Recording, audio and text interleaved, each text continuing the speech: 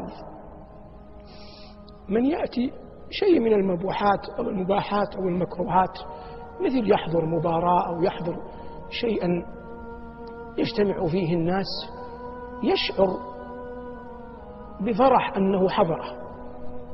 نحن لا نريد أن نتكلم عن فئة، لكن نريد أن نستفيد من هذا الفرح.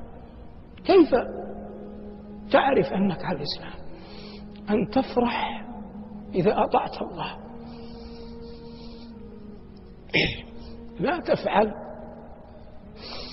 لا تفعل العبادة تخلصا، بل افعل الطاعة قربة إلى الله.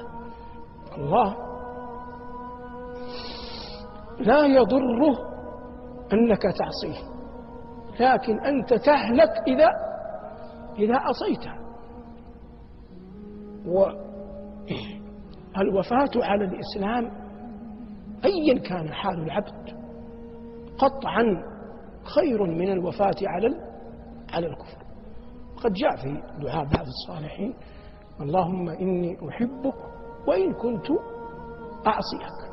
الصحابي الجليل عمرو بن العاص لما حضرته الوفاة قال: اللهم لست بريئا فأعتذر، ولا قويا فأنتصر، ولكن لا حول ولا قوة إلا بك.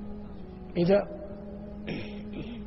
كتب الله لك أن تصلي الفجر في جماعة وأنت خارج من المسجد، استشعر فرحا أن الله برحمته أيقظك من مرقدك، أن الله برحمته أيقظك من مرقدك وأقامك بين يديه وردك إلى بيته.